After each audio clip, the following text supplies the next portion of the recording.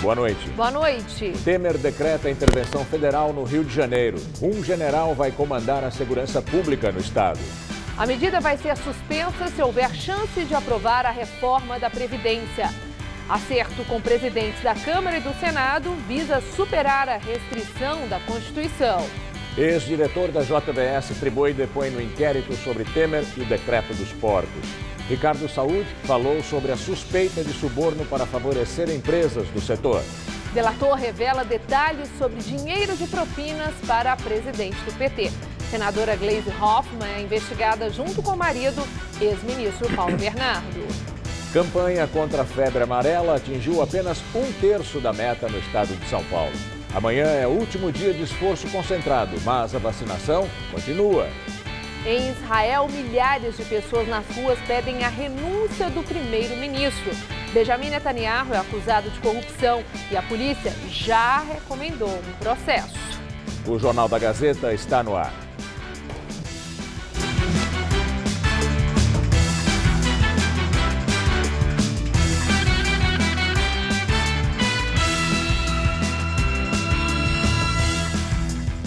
Guarda Civil Metropolitano de Guarulhos foi indiciado por agredir o jovem no shopping Higienópolis, no centro de São Paulo. O caso aconteceu na segunda-feira. A arma usada no crime foi entregue hoje. Uma 380 particular do Guarda Civil Metropolitano de Guarulhos, de 34 anos, indiciado hoje por agredir o ator João Pedro Medeiros, de 23, dentro de um banheiro do shopping Higienópolis, no centro de São Paulo, na segunda-feira. O jovem diz que levou coronhadas na cabeça e conta que o agressor dizia que todos os homossexuais iriam morrer. Responsável pelo caso, o delegado Ailton Camargo Braga preferiu não gravar entrevista. Ele esclareceu que em depoimento o GCM assumiu ter agredido João Pedro, mas que ele negou que o motivo tenha sido homofobia. O delegado disse ainda que os dois depoimentos apresentaram versões completamente diferentes. Por isso, uma testemunha que teria ouvido e visto toda a situação de dentro do banheiro está sendo localizada. Até o momento, a polícia tem o primeiro nome desta pessoa. O motivo da agressão por parte do GCM não foi divulgado. De acordo com a investigação, ele entrou em contradição e, por isso, o delegado confirmou os crimes de injúria qualificada por homofobia e lesão corporal. Se condenado, o GCM pode cumprir pena de 3 meses a 1 ano. As câmeras de monitoramento do shopping ajudaram a polícia a identificar o suspeito. A Corregedoria da Guarda Civil Metropolitana de Guarulhos também acompanha o caso. O shopping Higienópolis diz que colabora com as investigações. A Ordem dos Advogados do Brasil entrou com uma ação pedindo habeas corpus para Jéssica Monteiro, presa por tráfico de drogas. Ela teve um bebê um dia depois de detida. O juiz do caso manteve ela na cadeia, numa cela, com um recém-nascido, sem qualquer assistência. Jéssica Monteiro, de 24 anos, foi presa pela Polícia Militar no último sábado. No dia seguinte, ela entrou em trabalho de parto. O juiz decidiu manter a prisão por ver alta periculosidade na mulher. Segundo o boletim de ocorrência, ela portava 89 gramas de maconha em sacos plásticos escondidos no sutiã. No cortiço onde ela mora e que a polícia diz ser um ponto de venda de drogas, um homem também foi preso com maconha, cocaína e 2 armas de fogo. Logo após receber a alta do hospital na terça-feira passada, Jéssica teve que voltar para a cela da delegacia com a criança. Os advogados acreditam que o pedido deve ser atendido, pois Jéssica é mãe de filho de até 12 anos e imprescindível aos cuidados de pessoa menor de idade, como prevê o Código de Processo Penal brasileiro. O Tribunal de Justiça de São Paulo acabou de determinar que Jéssica Monteiro deixe a cadeia onde está presa e passe a cumprir prisão domiciliar. Termina amanhã a campanha de vacinação contra a febre amarela aqui no estado de São Paulo. Apenas 30% do público estimado foi vacinado, segundo o governo. A Secretaria Estadual da Saúde explica que mesmo com o fim da campanha, as doses vão continuar sendo aplicadas. Hoje, nos postos da Zona Sul, que teve uma ação emergencial durante o carnaval, muita gente não conseguiu se vacinar. Não foi por falta de informação, foi falta de tempo mesmo que fez a Juliana, o marido e o filho só conseguirem tomar a vacina hoje. Essas viagens de férias atrapalhou um pouco o carnaval, mas agora conseguimos tomar, tudo certo. O Ricardo também não tinha tomado. É que ele estava viajando e voltou para São Paulo. Veio à UBS Jardim Aeroporto, na região de Congonhas, mas vai voltar outra hora. Eu vim agora de manhã, me deram uma senha para segunda-feira, né? Mas também vou vacinar amanhã, das 8h30 até as 5, sem vacina, sem a senha, né? Dona Vani também optou por pegar uma senha e voltar na segunda-feira. Ela não tomou a vacina antes porque não tinha o atestado médico necessário para os idosos. O marido nem pôde vir porque ele teve que fazer um exame do fígado, exame de sangue, para ver se ele está bem, se ele pode. Só depois vai poder tomar. Tenta, só depois que ela vai liberar. Tá certo, né? Eles têm que ter cuidado, né? Na UBS Santo Amaro, quem chegava por volta da 1 da tarde já era orientado a pegar um número e voltar amanhã. As doses já tinham acabado e à tarde só foi atendido quem retirou a senha pela manhã. A zona sul da capital foi a última a entrar no radar do mapa de vacinação. Isso porque um macaco tinha sido achado morto no Campo Belo e por isso vários postos aqui da região também passaram a oferecer as doses fracionadas contra a febre amarela. Um desses locais é a UBS da Chácara Santo Antônio. O problema é que hoje muita gente aqui não conseguiu se vacinar. A Amália foi uma delas. As 300 doses reservadas já tinham acabado e ela vai retornar amanhã. Estamos tentando desde sábado, último sábado, abriram 2 postos na Washington Luiz. A fila tinha 400 pessoas. Só que as pessoas que não conseguiram ser vacinadas lá estavam com senhas e migraram para esse posto. Sim. Então, o que aconteceu? Nós que somos moradores não estamos conseguindo ainda tomar. A diretora de imunização da Secretaria de Saúde confirma que a mobilização estadual termina amanhã, sábado, dia D da campanha. Mas a partir de segunda-feira, as doses vão continuar sendo oferecidas na rede pública, sem nenhuma alteração na quantidade e, segundo a Secretaria, sem risco de desabastecimento. Aquelas pessoas que não puderem comparecer durante essa campanha, essa vacina de modo nenhum será recolhida, né? Essas pessoas terão sim o seu direito assegurado para as ações de vacinação, para aqueles que não puderem comparecer amanhã, sábado, dia 17. Alunos autistas que estudam em escolas particulares por meio de um convênio com o governo do estado ainda não conseguiram voltar às aulas. As entidades de ensino alegam que não tiveram tempo de cumprir as adequações do novo edital. O impasse preocupa os pais. Leonardo tem síndrome de Down e autismo e há 4 anos frequenta uma escola especializada. Os avanços, segundo a mãe dele, são enormes. Ele se tornou uma pessoa mais dócil, mais delicada, mais carinhosa com a gente e com as outras pessoas também. Ele tomou gosto pelo aprendizado. Dona Maria Aparecida está preocupada. É que o filho já deveria ter voltado às aulas, mas está em casa. Fica complicado porque eles começam a ficar agitados, a ansiedade é muita. O tempo atualmente não tem favorecido para a gente sair muito. E a escola faz uma tremenda falta. Dos 2.400 alunos autistas que estudam nessas escolas conveniadas, pelo menos 800 estão sem aulas desde o início de fevereiro. O problema começou devido à mudança no edital do convênio entre essas escolas e também a Secretaria de Educação do Estado de São Paulo. Situação que motivou até protestos de dirigentes de escolas e pais de alunos. O novo documento exige, por exemplo, que os estabelecimentos de ensino forneçam, além do transporte adaptado, material escolar, alimentação e uniforme. No entanto, algumas escolas alegam que não conseguirão cumprir as novas demandas. O governo estadual repassa para estas instituições de ensino conveniadas R$ 1.300 por aluno matriculado meio período e R$ 1.800 no período integral. Este advogado representa 23 das 25 instituições que fazem o atendimento aos autistas. Ele espera que a Secretaria da Educação revogue o edital.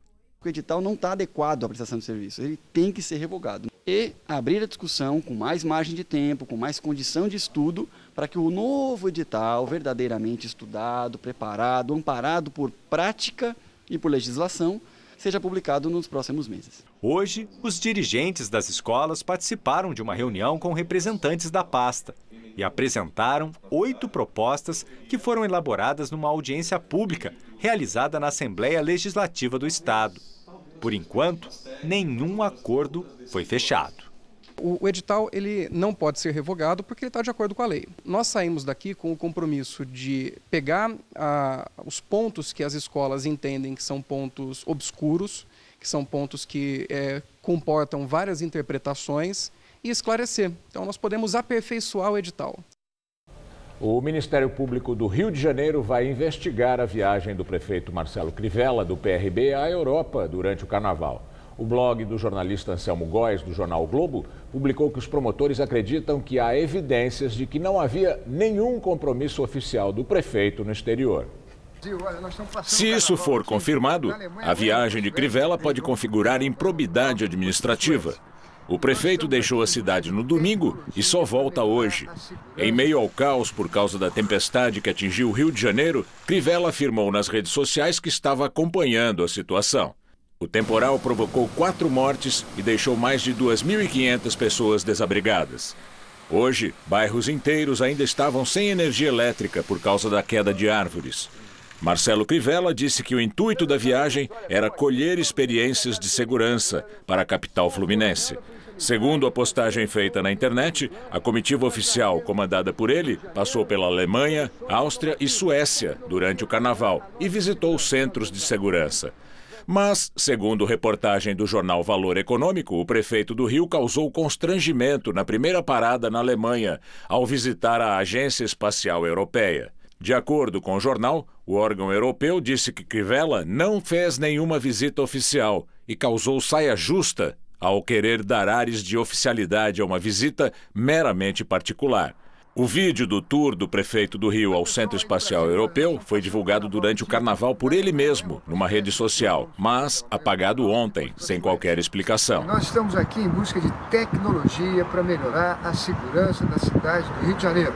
A prefeitura disse, por meio de nota, que a visita de Crivella à Europa é oficial e que, mesmo de longe, ele monitora a situação das chuvas na cidade. O presidente assina decreto de intervenção federal e segurança pública do Rio de Janeiro passa para os militares. Michel Temer disse que o governo vai dar respostas duras e firmes para combater o crime organizado. A cerimônia ocorreu no Palácio do Planalto. O interventor nomeado por Temer é o general Walter Souza Braga Neto, comandante do Leste. Ele passa a responder pelas polícias civil, militar e pelo Corpo de Bombeiros. E também fica responsável pela chefia da Secretaria de Administração Penitenciária do Estado. O general vai responder diretamente ao presidente da República. A medida vai até o dia 31 de dezembro deste ano. A decisão ainda terá de passar pelo Congresso Nacional em votações separadas, na Câmara e no Senado.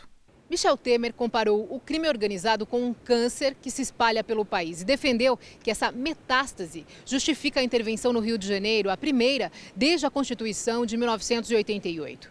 Todas as vezes em que as Forças Armadas atuaram eram sempre em conjunto com os governos estaduais. Agora é submissão total das polícias, sem prestar qualquer tipo de satisfação ao governador. Os senhores sabem que o crime organizado quase tomou conta do estado do Rio de Janeiro. É uma metástase que se espalha pelo país e ameaça a tranquilidade do nosso povo. Por isso, acabamos de decretar, neste momento, a intervenção federal na área da segurança pública do Rio de Janeiro. No discurso, o presidente disse ainda que a intervenção federal tem o objetivo de restabelecer a ordem. Eu tomo esta medida extrema porque as circunstâncias assim exigem. O governo dará respostas duras, firmes, e adotará todas as providências necessárias para enfrentar e derrotar o crime organizado e as quadrilhas. As Forças Armadas já estão no Rio desde julho do ano passado, até aqui em regime de cooperação. Mas a crise na segurança pública só cresce. Os números entre 2016 e 2017 apontam aumento nos casos de homicídios em quase 6%, em episódios de roubo de carga, uma alta de 7%, roubos de celulares foram mais de 24 mil aparelhos no último ano e 30% de alta de roubo de veículos. O governador do Rio, Luiz Fernando Pezão, do PMDB, reconheceu que sozinho o Estado não consegue deter a guerra de facções. Se nós não contarmos com toda essa integração, com toda essa força, é impossível se combater a entrada de armas que temos hoje, de munições, de drogas, que a gente consiga, com essa união de esforços, vencer a criminalidade e a bandidagem no Rio de Janeiro. Os ministros da Defesa, Raul Jungmann, e do Gabinete de Segurança Institucional da Presidência da República, Sérgio Etchegóin, defenderam a medida. Não há nenhum risco para a democracia quando qualquer ação envolvendo qualquer instituição se dar a partir da Constituição ou dos comandos constitucionais. Pelo contrário, nós temos o reforço da democracia. Como militar que fui a minha vida inteira, as Forças Armadas jamais foram ameaça à democracia em qualquer tempo desde a redemocratização. A ameaça à democracia é a incapacidade das estruturas policiais, que são competências dos estados, não poderem cumprir suas tarefas. Isso sim. Logo mais, às 8h30 da noite, o presidente Temer vai fazer um pronunciamento em cadeia de rádio e TV. Ele vai falar do decreto de intervenção no Rio de Janeiro. O presidente acertou os detalhes com o marqueteiro do PMDB, Elcinho Mouco. Agora o comentário de Josias de Souza, direto de Brasília. Ele fala, é claro, da intervenção militar no Rio. Segundo a definição do presidente da Câmara, ao decretar a intervenção federal na segurança pública do Rio de Janeiro, Michel Temer deu um salto triplo sem rede. Rodrigo Maia soou categórico, não dá para errar. O deputado tem razão e a chance de dar errado é enorme. Na verdade, já começou errado.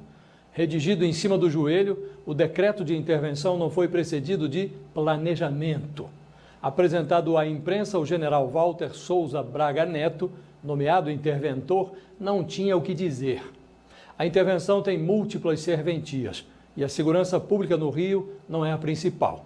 Ainda que quisesse, Temer não teria como suplantar décadas de descaso nos 10 meses que lhe restam de mandato. A medida oportunista serve de pretexto para que Temer saia de fininho do fiasco da reforma da Previdência.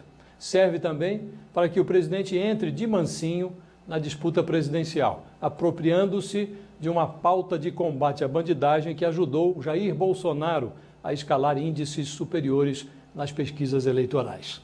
A metáfora circense de Rodrigo Maia é boa, porque intervenção é mesmo como trapézio.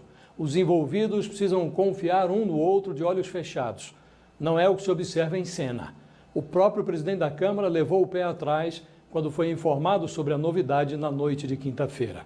De resto, os espetáculos do Gran Circo Brasil são muito repetitivos. Neles, há sempre meia dúzia de trapezistas e 200 milhões de palhaços.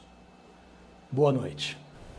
O administrador Marcelo Maran, sócio de um escritório de advocacia investigado pela Operação Custo Brasil da Polícia Federal, declarou em delação premiada que a senadora Gleisi Hoffmann, presidente nacional do PT, e o marido dela, o ex-ministro Paulo Bernardo, recebiam propina de um esquema de empréstimos consignados no Ministério do Planejamento. Marcelo Maran foi preso dia 15 de agosto de 2016 pela Operação Custo Brasil, um desdobramento da Lava Jato, acusado de coagir testemunhas. Ele saiu da cadeia em dezembro passado com o habeas corpus do Tribunal Regional Federal da Terceira Região. Em delação premiada, o contador detalhou como o escritório dele usou notas fiscais falsas para mascarar despesas da campanha da senadora. Segundo a revista Veja, o dinheiro público de estatais e empresas que financiaram a campanha de Gleisi Hoffmann era usado para pagar despesas pessoais dela e do marido, Paulo Bernardo, ex-ministro de Lula e de Dilma. Se fosse comparar o que era cobrado de outros clientes, 7 milhões e alguma coisa para 3 trabalhos, o escritório jamais cobrou de alguém. O que eram esses valores? Então eram valores destinados ao pagamento de coisas relacionadas a Paulo Bernardo e Gleisi.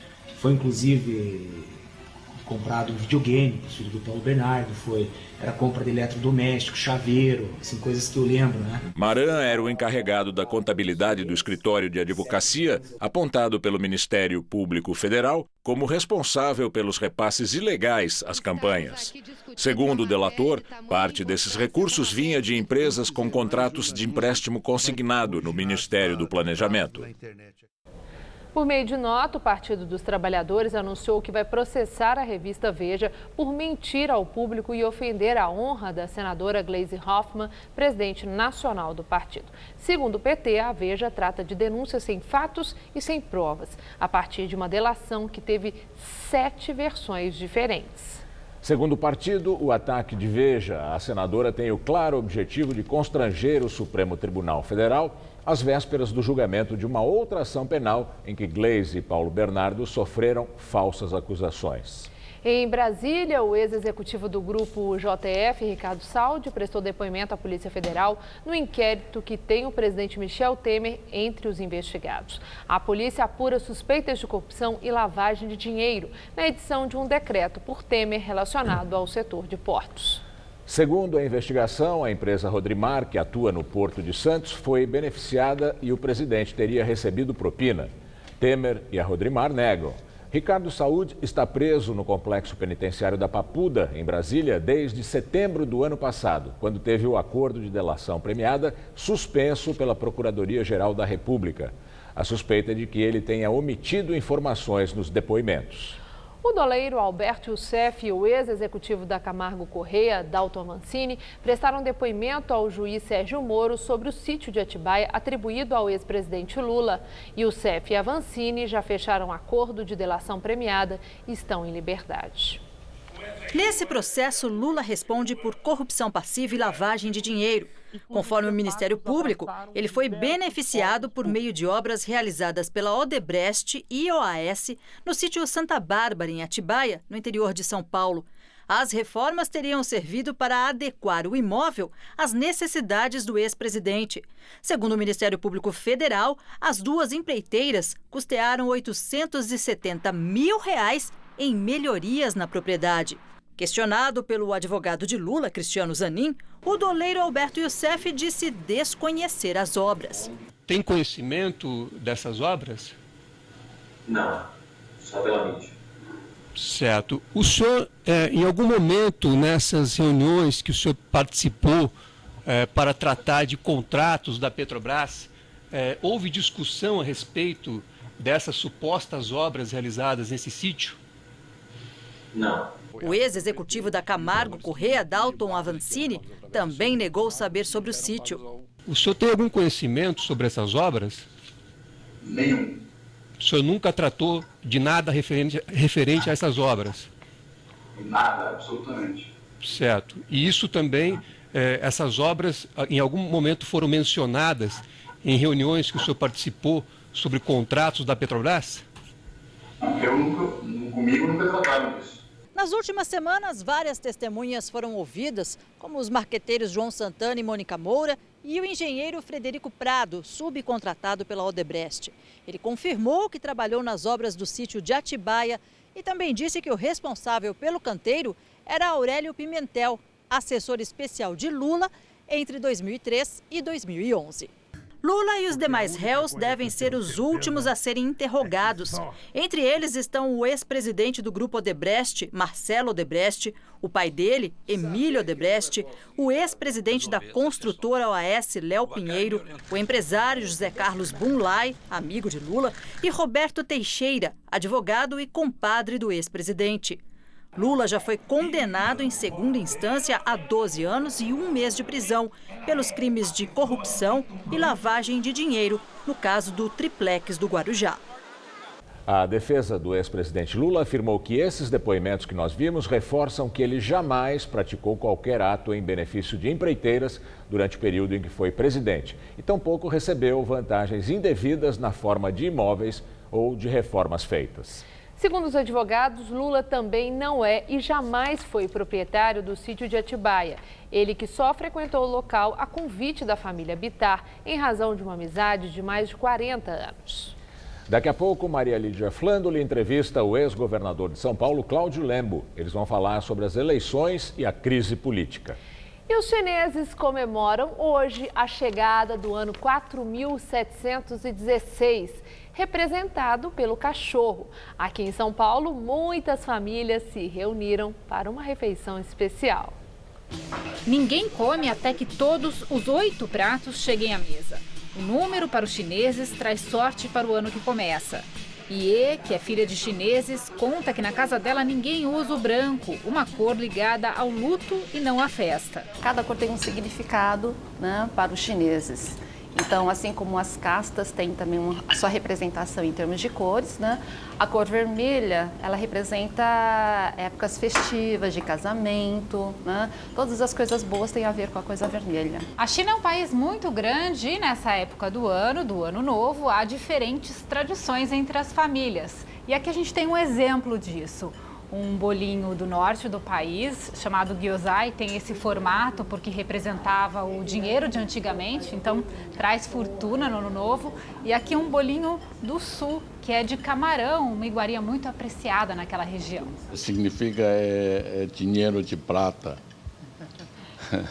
Então todo mundo come em ano novo, todo mundo, ano que vem vai ficar mais rico. E fica mesmo? Vamos esperar. E teve peixe, joelho de porco e um macarrão feito de feijão verde, com um fio bem comprido para a vida ser longa. A contagem dos anos na China começou bem antes do calendário cristão no Império de Huangdi, conhecido como Imperador Amarelo, e é baseado nos movimentos da Lua e do Sol. Hoje começou o ano de 4716 e, segundo o horóscopo chinês, este é o ano do cachorro. O cachorro é um animal assim bem doce, bem fiel, né? Então isso traz bastante energia positiva, né? Fidelidade também, né? É o maior feriado na China. Em Pequim, as estações de trem ficaram lotadas. Apesar da proibição do uso de fogos de artifício pelo governo chinês, prédios e lojas ganharam uma decoração especial. Mesmo tão longe, o grupo de amigos aqui de São Paulo faz questão de se reunir sempre e celebrar. A gente precisa de uma identidade, né? Então a gente gosta, isso é super importante, né? As famílias perpetuarem isso, né, para os seus descendentes.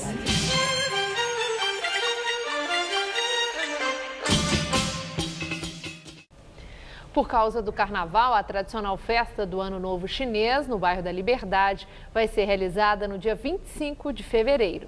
Para mais informações sobre a programação, basta acessar o site anonovochinês.com.br. Milhares de israelenses foram às ruas de Tel Aviv hoje pedindo a renúncia do primeiro-ministro Benjamin Netanyahu, acusado de corrupção. Os manifestantes ocuparam uma praça no centro da cidade com cartazes dizendo "corruptos vão para casa" e ministro do crime. Na terça-feira, a polícia disse haver indícios suficientes para denunciar Netanyahu por ter recebido subornos em 2 casos de corrupção. Mas essa decisão deve ser tomada pela promotoria, que ainda não se pronunciou.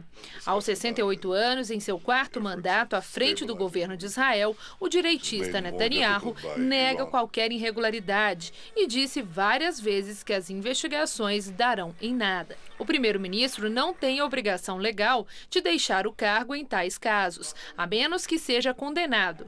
Uma pesquisa publicada anteontem mostrou que quase metade do eleitorado israelense acredita na polícia e não na defesa de Netanyahu. O assassino de 17 estudantes num colégio da Flórida treinou tiro e estratégia de combate num grupo de racistas americanos. Ele disse à polícia que ouviu vozes antes do atentado. Líderes do grupo República da Flórida afirmaram que Nicholas Cruz tinha participado de treinamentos, mas nunca foi incentivado a atacar a escola de Parkland, onde estudam cerca de 50 brasileiros. Segundo a advogada do assassino, depois da audiência de custódia, em que ele foi acusado formalmente de assassinatos premeditados, sem direito à fiança, Cruz, de 19 anos, manifestou tristeza e arrependimento pelo que fez. Registros médicos mostram que ele já tinha passado por tratamento psiquiátrico em clínicas da Flórida, no ano passado. Centenas de alunos, pais e membros da comunidade voltaram à escola ontem para uma vigília em homenagem às vítimas. A cerimônia teve tom político, com cobranças para que o presidente Trump e o governo da Flórida endureçam as leis de acesso às armas e protejam a sociedade de novos ataques. O direitista Trump, defensor do livre comércio de armas, afirmou que o ataque foi consequência de um distúrbio mental e da falta de vigilância da comunidade e das autoridades, que sabiam dos problemas de Cruz e não da política de armas americana. E agora vamos ao comentário de política internacional com João Batista Natali. Os 17 adolescentes que foram estupidamente massacrados anteontem na Flórida merecem que faremos de desarmamento. Os Estados Unidos têm apenas 4,4% da população mundial, mas são de americanos 48% das armas de fogo nas mãos de civis. O direito de ter uma arma é garantido pela segunda emenda da Constituição, que foi publicada em 1791. A questão básica consiste, então, em limitar o exercício desse direito. Mas o porte de armas é defendido pelos mais conservadores. E existe também o lobby, chefiada pela NRA, que é uma entidade financiada pelos fabricantes de armas e que dá muito dinheiro para a campanha dos políticos. Donald Trump foi eleito com o apoio dessa gente. Ele e a direita argumentam que os massacres são provocados não por desequilibrados, mas pelas armas. E que basta monitorar o país para localizar esses doentes. Mas a verdade não é bem essa. O governo de Barack Obama baixou uma determinação para que não pudessem comprar armas pessoas que tenham sido algum dia internadas em clínicas psiquiátricas. Mas no ano passado, Donald Trump revogou essa determinação. A Flórida, onde aconteceu o massacre de quinta-feira, é o único dos 13 estados do sul dos Estados Unidos onde o portador de arma de fogo não precisa registrá-lo em nenhuma repartição pública. Eu não estou falando de revólver pequenininho de matar passarinho. Eu estou falando do AR-15, que é um rifle usado na quinta-feira pelo assassino da cidade de Parkland. O AR-15 é capaz de dar 80 tiros por minuto. A mesma arma foi usada no ano passado pelo maluco que matou 26 pessoas numa cidadezinha do Texas. E pelo outro maluco que matou 58 pessoas em Las Vegas. Cada um desses dramas provocou o mesmo debate. É preciso limitar a venda de armas de fogo. Mas essas matanças acabam produzindo um efeito ao contrário. Alguns acabam achando que, como o mundo é perigoso, para enfrentar o perigo é preciso comprar uma arma. Ou essa gente acorda, ou então os americanos acabarão se matando todos uns aos outros. É assim que o mundo gira. Boa noite. Aqui no Brasil, acaba amanhã o horário de verão. À meia-noite de sábado, os relógios devem ser atrasados em 1 hora. O horário começou no dia 15 de outubro em 10 estados da região sul, das regiões, melhor dizendo, sul, sudeste e centro-oeste, além do Distrito Federal. Este ano, o horário de verão vai começar mais tarde. O presidente Michel Temer assinou um decreto que encurtou em 2 semanas a sua duração por causa do segundo turno das eleições. Por isso, o próximo horário de verão só terá início no primeiro domingo de novembro, dia 4. Esta semana vai terminando com muita nebulosidade aqui em São Paulo e temperaturas amenas. E de acordo com a meteorologia, volta a esquentar no fim de semana. Vamos ver a previsão com Mariana Armentano.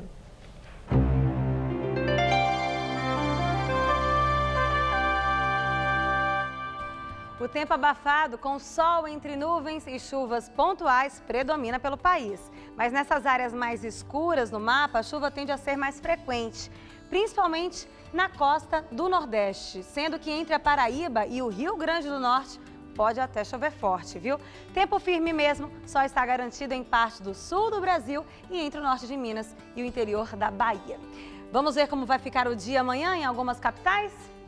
Olha só, o tempo continua fechado em Natal e em Recife, com máxima de 28 graus nas duas cidades. Em BH, sol entre nuvens e temperaturas que variam entre 18 e 30 graus amanhã. E para os gaúchos, dia lindo de sol com calor em torno dos 30 graus nesse sabadão. Para São Paulo, a previsão é de sol, calor e chuvas entre a tarde e a noite na maior parte do estado. Ainda teremos muita nebulosidade no litoral e deve até chover fraco a qualquer hora por lá. Pancadas mais fortes só na Serra da Mantiqueira. Pelo interior, faz bastante calor. Chega a fazer até 33 graus em Araçatuba e 35 em Votuporanga. Nas cidades de Ribeirão Preto, Araraquara e também em Barretos, chega a fazer 32 graus. São José do Rio Preto terá máxima de 33.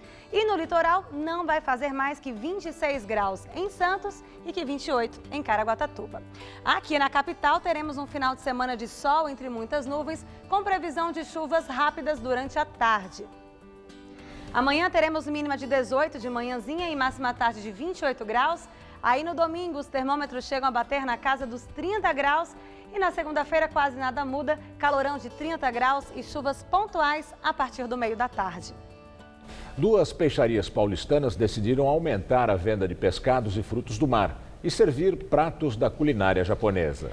As peixarias Pacífico, no bairro da Consolação, e Mitsugi, na Liberdade, ampliaram os negócios sem perder a tradição oriental. Por isso, as duas têm histórias que são a cara de São Paulo.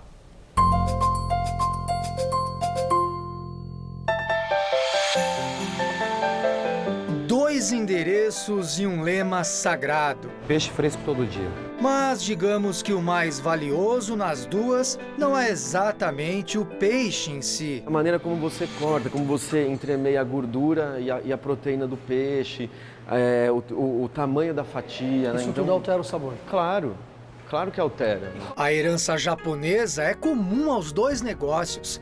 A peixaria Mitsugi fica escondidinha em uma galeria da Liberdade. Foi criada em 1971. O maranhense Antônio entrou como aprendiz e acabou virando sócio do antigo dono, já falecido, um japonês exigente que falava enrolado. Como ele falava, eu já gravava assim, tipo, ele tá falando comigo, eu já ficava de frente mesmo olhando para ele, nos lábios dele eu entendia mais ou menos o que ele mandava fazer. Aí eu fui decorando as coisas assim, principalmente nos lábios. Era muito difícil de entender o que ele falava. Já a Peixaria Pacífico foi fundada bem antes, nos anos 40. Márcio é gerente do local. A família que comanda os negócios está na terceira geração. Desde os anos 70, os herdeiros vendem peixes frescos em um endereço moderno no bairro da Consolação, no centro. Mas o grande diferencial desta peixaria está aqui, ó, nas mesas. É que o cliente pode aqui consumir os peixes e frutos do mar na hora. E aqui também. Na Pacífico parece mágica. Em pouco tempo, o estacionamento vira um charmoso salão. O estacionamento fica das 8 às 11 e das 16 às 18. E nesse meio termo, nós montamos as mesas e o restaurante assume o lugar do estacionamento e vira uma coisa só. Já na Mitsugi, as mesinhas já são integradas. E sabe o Antônio, o maranhense? Hoje ele divide os negócios com o Luiz, jornalista, psicanalista e, desde o ano passado, peixeiro com muito orgulho. Eu nunca vi em nenhum restaurante na minha vida as pessoas agradecerem tanto que nem elas agradecem aqui.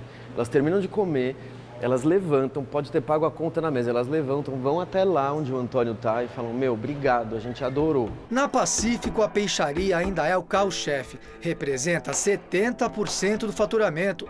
Já na Mitsugi é tudo igual, metade do lucro vem do restaurante. O que não muda, é a deliciosa experiência de comer em vez de apenas levar peixe embrulhado para casa. É coisa antiga. Minha mãe já comprava peixe há muitos anos aqui. Rodízios, vários que tem, que o peixe vem meio estranho, assim, né? Vem meio seco, sei lá. Aqui tá sempre fresco.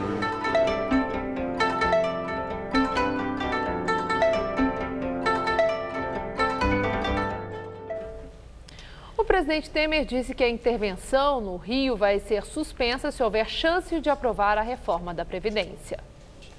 Foi tudo combinado com os presidentes da Câmara e do Senado. Para votar a reforma da Previdência, Temer anunciou que vai suspender de forma breve e momentânea a intervenção no Rio.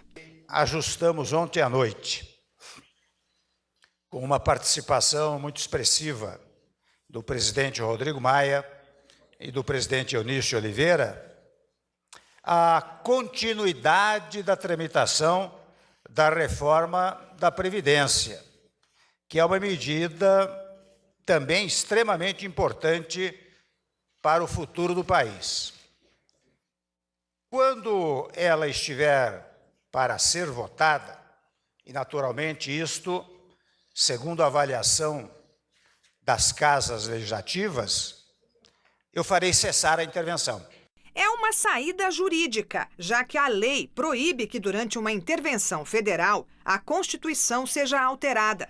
E a intenção de mudar a regra da aposentadoria se dá por meio de uma proposta de emenda à Constituição. Vai funcionar assim.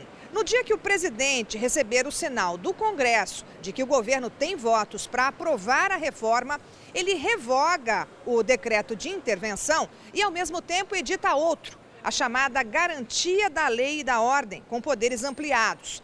Significa que as Forças Armadas continuam no comando da segurança no Rio, só que sem a figura do interventor, que tem o poder restituído logo depois da votação. Só não se sabe quando isso vai acontecer. O presidente da Câmara, Rodrigo Maia, já sinalizou que é inviável votar o decreto de intervenção e a Previdência na mesma semana. No caso, a próxima, quando a reforma começaria a ser discutida em plenário. E voltou a afirmar que fevereiro é o prazo limite para tentar aprovar a mudança nas aposentadorias. Depois disso, dificilmente um tema tão impopular teria apoio dos parlamentares em ano eleitoral. Isso não impede que o nosso debate, as nossas reuniões com os governadores para discutir uma pauta que gere convergência entre os estados, o Congresso e a União em relação à redução de despesas, ela vai ser mantida. Para aprovar a reforma, o governo vinha negociando novas concessões, como uma regra de transição mais generosa para os funcionários públicos, que pressionam para manter privilégios. Agora o comentário de economia com Vinícius Torres Freire. Durante todo o governo Temer, a gente ouviu quase dia sim, dia não, que a reforma da Previdência era essencial para evitar a explosão da dívida pública e o corte de gastos públicos essenciais. Mas a reforma estava moribunda. É rejeitada pela maioria da população e pelos políticos, que temem não ser reeleitos caso votem a mudança nas aposentadorias. Sem cargo, mais político corre risco de ir para a cadeia. Pois bem, a Constituição proíbe a aprovação de emendas constitucionais enquanto houver intervenção federal em algum estado, como esta que o governo acaba de decretar no Rio. Mas, como a gente viu, o governo diz que vai dar um jeitinho, fazer uma gambiarra. Diz que pode suspender a intervenção por um tempinho para votar a reforma. Mas intervenção federal não é brincadeirinha, tem regras, não pode ser suspensa à torto e à direito. Muito jurista acha que suspender a intervenção para dar um jeitinho e votar a reforma é também inconstitucional. Como ficamos? Como a gente viu, o governo Temer ainda não deixou claro como vai fazer essa gambiarra. Talvez queira mesmo deixar a reforma morrer. O presidente da Câmara dos Deputados, Rodrigo Maia, já tinha dado a entender que não acredita no jeitinho. Seja como for, o governo Temer arrumou um jeito de redefinir, mudar o debate político no país. Mesmo que a intervenção no Rio fosse uma necessidade, aproveitou-se da situação para lançar seu programa para o resto de seu último ano, um programa eleitoral. O governo já pensava em aparecer agora com uma agenda positiva, planos e propaganda de ações na área de segurança pública. O objetivo, claro, era diminuir a rejeição do eleitorado, fulo com Temer por causa dessas reformas e da situação econômica ainda péssima. O programa começaria agora mesmo, para atenuar o fracasso justamente da reforma da Previdência. O caos no Rio juntou a fome com a vontade de comer. Daqui por diante, o governo vai deixar os planos econômicos mais em segundo plano. A única esperança desse governo nessa área é que a economia comece mesmo a despiorar mais rápido. Na falta de novidades econômicas, o caso é de tratar de segurança, que de fato piorou muito com essa crise. Boa noite. Celso Cardoso e Estela Gontijo trazem agora as notícias do esporte. Depois do esporte, Maria Lídia entrevista ao vivo o ex-governador de São Paulo, Cláudio Lembo. São Paulo avança na Copa do Brasil e no Campeonato Paulista.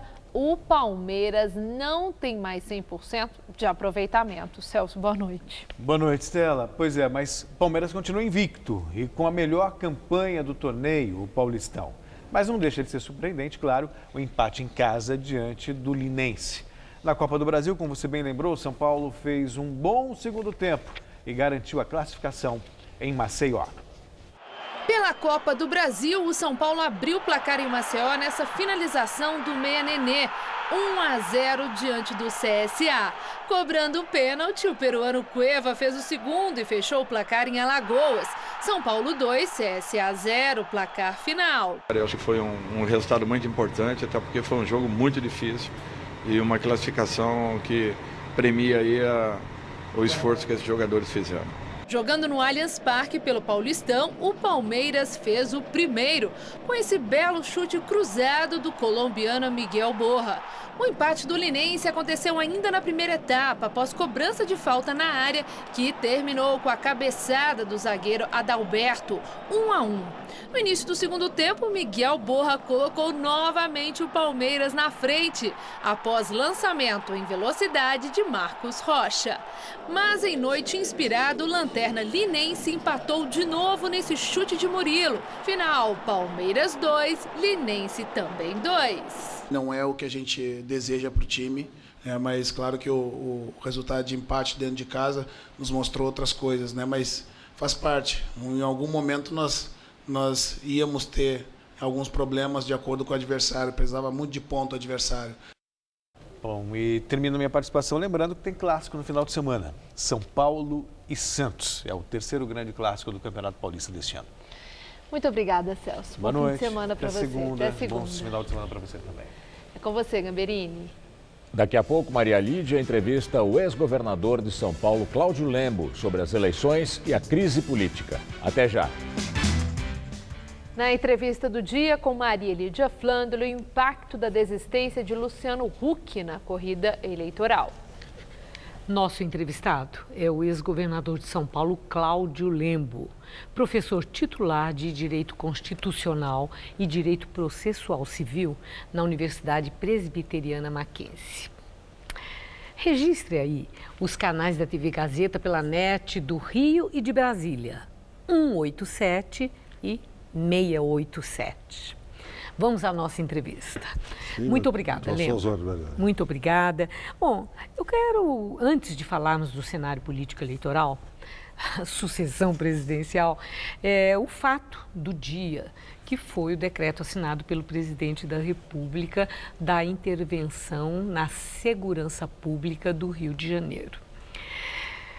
As imagens depois do carnaval ou muitas outras, antes do carnaval, mostrando o descalabro que chegou à situação da insegurança no Rio de Janeiro. Essa intervenção é, no seu entender, um ato oportuno e que pode, de fato, ser eficiente nesse combate à insegurança pública no Rio? Eu diria que é constitucional. Está previsto no artigo 50 da Constituição, portanto, estamos dentro dos preceitos constitucionais. Inoportuno é. Inoportuno? Inoportuno. Por que, Lembo? Porque o Exército não tem essa função dentro da visão constitucional. A função dele é a defesa da soberania nacional e jamais de situações de desregulamentação da ordem social. Mas tem acontecido, a presença do Exército como força auxiliar e funcionou. Mas é um erro, não funcionou, não.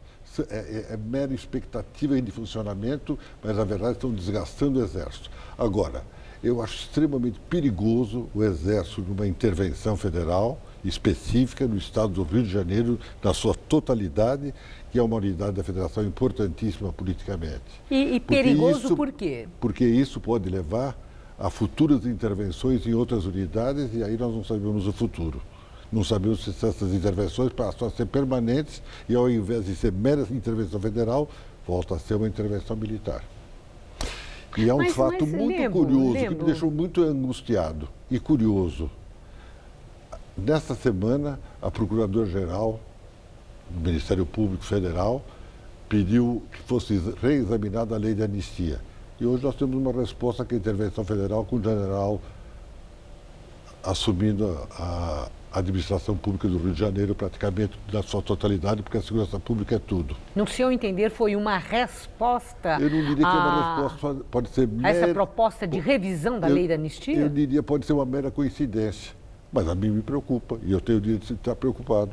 Mas, Cláudio Lembo, eu confesso, eu não vi uma análise como essa que você está fazendo agora. Espero que seja uma análise burra. Não. Análise de quem perdeu o não é senso hipótese real. alguma, porque é uma análise por uma pessoa do seu gabarito. Não é.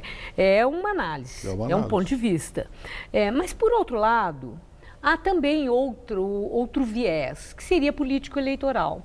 O presidente da República está vendo que parece estar indo por água abaixo aquela intenção dele de ver aprovada a reforma da Previdência. O que é pior, porque a intervenção federal pode vir amanhã estado de defesa ou estado de sítio, aí nós não temos eleição.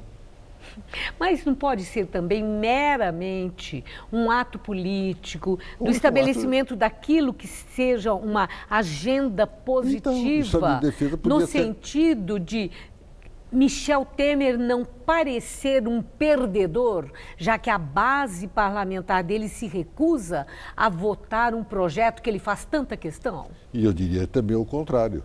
Pode ser uma forma de manter o Michel Temer por um tempo maior na presidência da República. Com o estado de defesa não pode haver eleição. Mas temos indicadores indicadores consistentes de que essa hipótese que você levanta agora possa de fato evoluir nessa direção deplorável. A própria metástase dita porque para Temer permanecer, seria numa condição de não termos eleição esse ano. O próprio presidente da República disse que há uma metástase do crime organizado no Brasil. Sim. O crime organizado é aquele que fez as Farcs da Colômbia, que fez a guerrilha da Colômbia. Então nós temos que combatê-lo. E para combater tem que se usar todas as armas constitucionais. Bom, lembro, livre pensar. Livre pensar. Todas óbvio, as hipóteses devem ser consideradas, questionadas, avaliadas, levantadas, né, inicialmente. Que é muito importante. Tudo isso. Mas o que eu pergunto para encerrarmos esse assunto. Temos indicadores consistentes de que essa hipótese que você levanta, da possibilidade de continuação de Temer no poder, de não termos eleição e, inclusive, de ter o aval da sociedade para a presença do Exército nas ruas e uma permanência do Exército na administração do país. É isso que você está falando. É o que eu imagino. A partir de temos indicadores ou é mera imaginação? O indicador é a intervenção federal. O indicador é a fala do próprio presidente da República de que é uma metástase do crime organizado em todo o Brasil. Tudo isso está aí.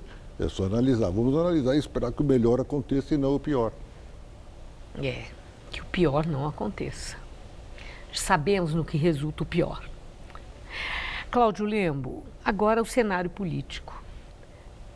Essa figura, Luciano Huck, que estava aí tão incensada pelo próprio ex-presidente Fernando Henrique Cardoso.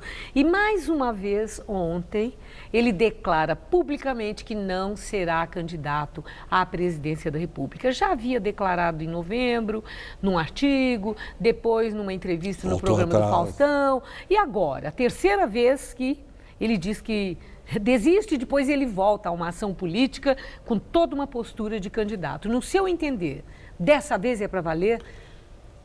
Eu acho que sim. Porém, ele tem alguém que o orienta muito mal, que é o presidente Fernando Henrique. O presidente Fernando Henrique sempre foi um homem que falou mais do que devia e sempre pensou que valia mais do que verdadeiramente vale. Portanto, é perigoso. Mas eu acho que o grande problema dele é a vida pregressa.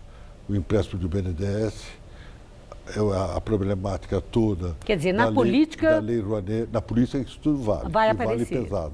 E ele, então, já começou a aparecer. Deve ter ficado preocupado. Mais do que o emprego na Globo? Também, que vale muito. As duas coisas, né? Mas você acredita que seja para valer? Ou Luciano Huck pode voltar a uma investida? Não, eu acho que é para valer. É para valer. Para valer, ou seja, ele não será candidato. E nesse sentido, no cenário político eleitoral, quem é o beneficiário dessa desistência? Alckmin pode respirar aliviado? Eu não acredito. Porém, uma intervenção federal com o general do Exército tomando o Rio de Janeiro, quem poderá ser o beneficiado? A senhora vai responder. Não, eu não tenho a resposta. Aqui eu pergunto, sou entrevistadora. Quem é o beneficiário? Pode ser o capitão Bolsonaro. Bolsonaro? Pode ser? O capitão Bolsonaro. Dentro daquela sua tese. Faz parte desse contexto todo. Certo. Em todo caso. Cláudio Lembo, é impactante, né? Essa sua análise. Vamos refletir sobre ela e acompanhar os fatos. Muito obrigada por sua entrevista. Uma boa noite. Às suas ordens. E o Jornal da Gazeta termina aqui. Boa noite. Boa noite.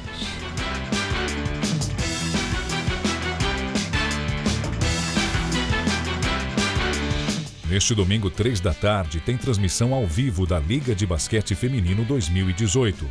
O Funvic Ituano encara o Blumenau.